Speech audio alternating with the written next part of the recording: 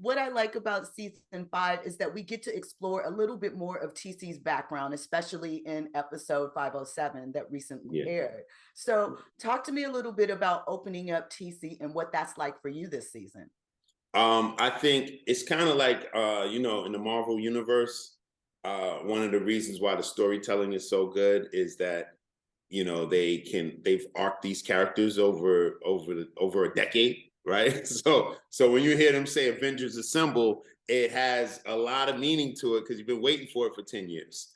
We had that much time to evolve these characters, but the beauty is we've had time, right? So a season 5 means we've had 4 previous seasons to introduce characters. So we're past the introduction phase with a lot of these characters. So when you do introduce someone new that's as pivotal or as strong to a character like mine, like my mother, right? She has my same last name. She's Verna Calvin, right?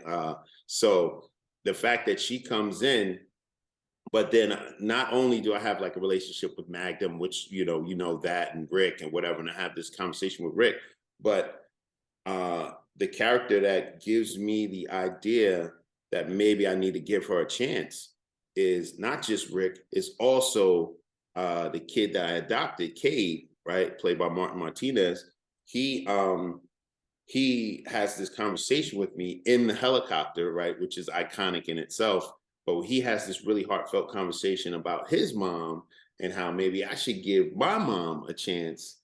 And because of the time that we've had with that relationship, it makes that conversation that much stronger. So I'm blessed that we've had several seasons now, and we get to explore these characters. And Verna comes back, and we have even more magic ready for y'all.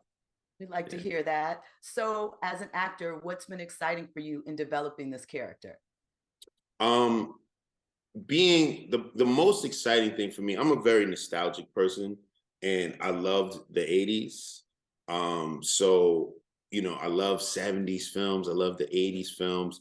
So to play this character that has a connection to that era is excellent for me, right? And that came out at a time where we had 4 channels, right? We had ABC, NBC, CBS, and maybe another half channel was PBS, because they, really we only watched that for Sesame Street, So it wasn't this massive amount of content out there that was grabbing eyeballs in every which direction. I think the old show got something crazy like 30 million viewers a week, So that's Super Bowl numbers, it's insane.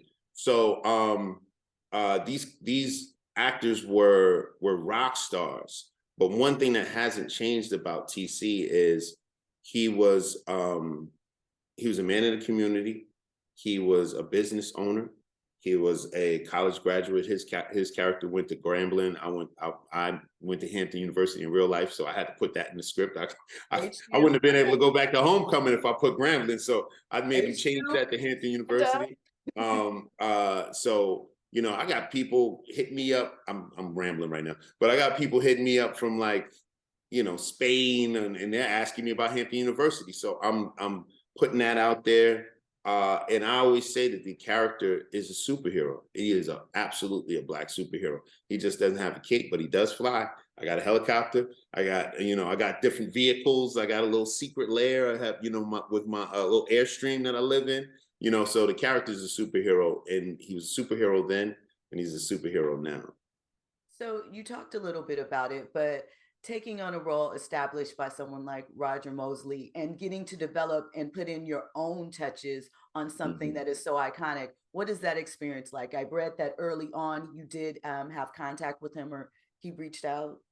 Yeah, he was pretty much a mentor of mine, and I had to earn that relationship, right? He didn't give it to me right away. It was like he had this big torch, and he was like, I don't know if you deserve this torch, brother, right? So he made me kind of like prove myself in terms of like, once he saw a few episodes, he was like, oh, okay, this brother pretty good. And then we finally connected.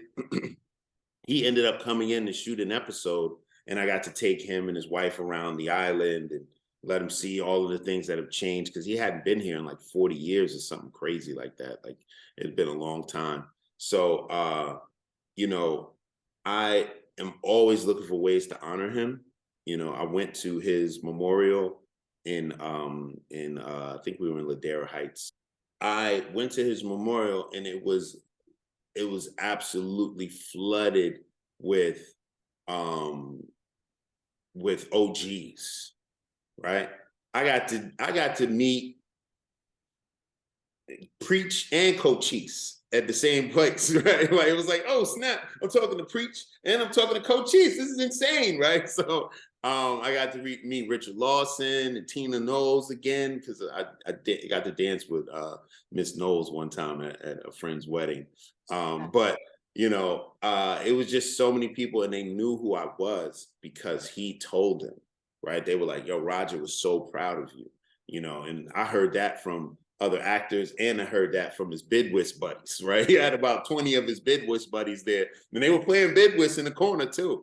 So it was like the most amazing event, and I felt so honored to be a part of that legacy and that family. So when I come to the screen, I feel like I have that you know, I already got Hampton University. I gotta show and prove, you know, because there's a, you know, our slogan is a standard of excellence, you know, so I gotta keep that in mind. I gotta keep that I'm a young Black man in mind. I gotta keep in mind that I'm carrying the torch from this excellent brother, you know. So I keep all of that in mind, and I hope that people are grabbing what I'm throwing out there.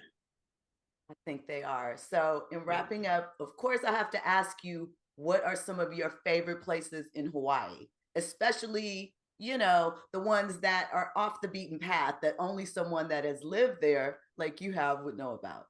Okay. It's one place I would say is my absolute favorite. It's a beautiful like pool. I won't even say the name of it because it's so sacred. And I've been granted access there, but it's like a natural pool.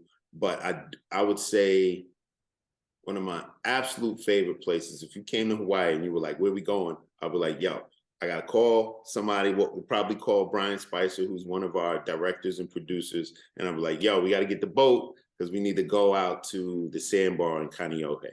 So there's a Okay. sandbar. You take the boat out there and you anchor the boat. You get off, and the water is only up to like your ankle or your kneecap.